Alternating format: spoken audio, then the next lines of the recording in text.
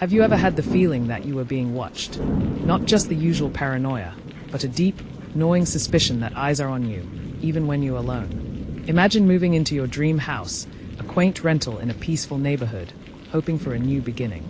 The floorboards creak. Your cat stares at corners for hours. You misplace things you were sure you hadn't touched. Strange noises whisper through the walls at night. You think it's stress, until the truth reveals something much worse. In this episode of True Crime Hub, we uncover the full, chilling tale of Madison Bell, a young woman who thought she was starting over. But she didn't know that someone was already living in her house, hiding in the walls, waiting. This isn't just a story of stalking. It's about psychological warfare. A man turned predator, a house turned prison, and a woman who survived the unthinkable. Stay with us until the very end, because the twists in this case are beyond anything you can imagine. Like, subscribe, and hit the bell so you never miss another dive into darkness. Madison Bell was ready for a reset. After ending a 5-year relationship and walking away from a tech job that left her burnt out, she sought peace. She found it in Portland, Oregon, a smaller city with a thriving creative scene, perfect for her freelancing career. The house she rented was a 2-story cottage-style unit tucked between trees and hedges. It had history, personality, and quirks, original floorboards, stained glass windows, and a soft hum of stillness. Madison loved the charm. She decorated the place with warm-toned lights, art prints, and vintage furniture from local thrift stores.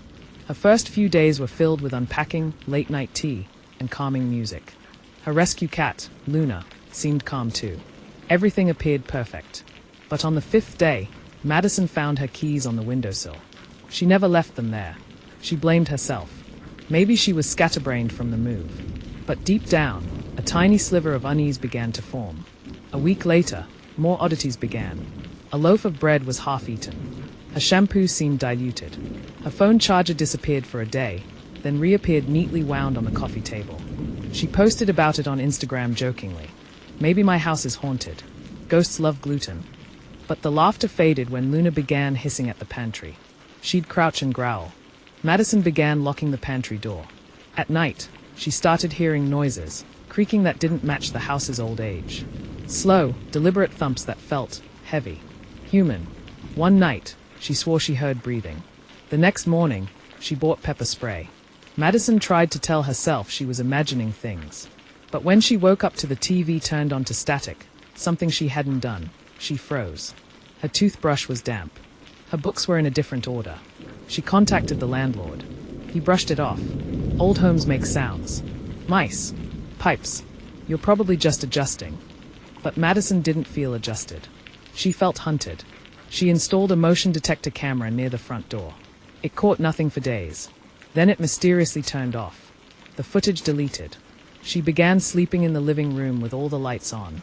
One afternoon, Madison noticed footprints on the attic dust. Bay footprints. Human. Leading in, but not out. She called the police. They checked the attic and crawl spaces. They found nothing. No one. They suggested she might be sleepwalking. But Madison had never sleepwalked a day in her life. Then came the journal. She found it behind the radiator, tucked under a loose floorboard. It wasn't hers. Inside were notes. Observations. Madison makes tea at 7:46. She scratches her neck when nervous. She locks the bathroom door at night. Dozens of pages. Dated. Detailed. Her blood ran cold. Desperate, Madison called her best friend Erica, who flew in from Seattle. Together, they stayed awake listening. On the 3rd night, Erica woke to faint scratching. She followed the noise. It led to Madison's closet. They pulled the shelves apart and found a loose panel. Behind it, a dark, narrow tunnel.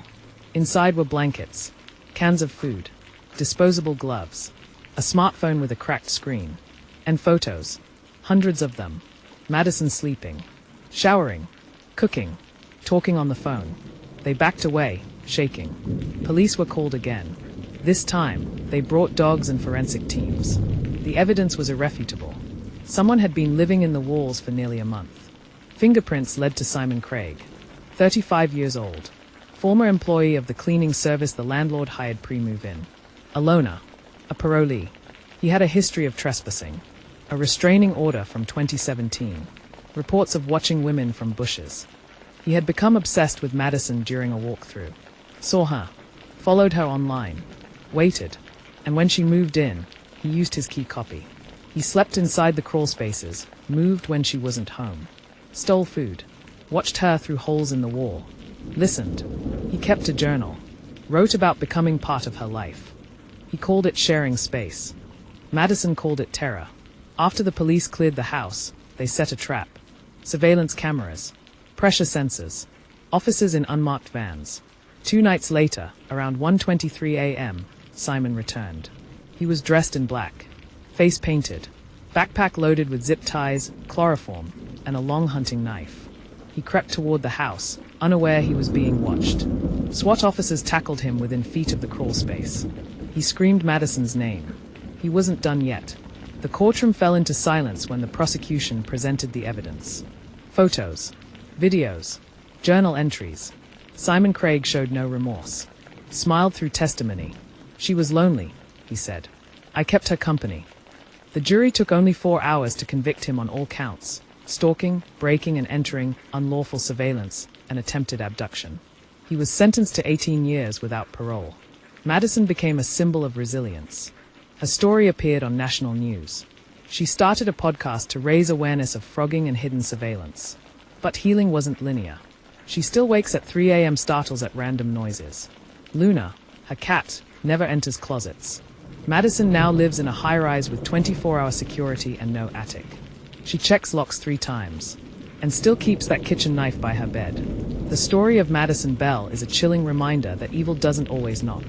Sometimes, it slides between the cracks, creeps through the vents, and waits behind the drywall. Do you trust the silence in your home? Have you ever felt watched when no one was there? Comment your thoughts below. Share this video to raise awareness about phrogging and home invasion. It could save someone's life. For more real-life horror stories like this one, subscribe to True Crime Hub. We dig deep.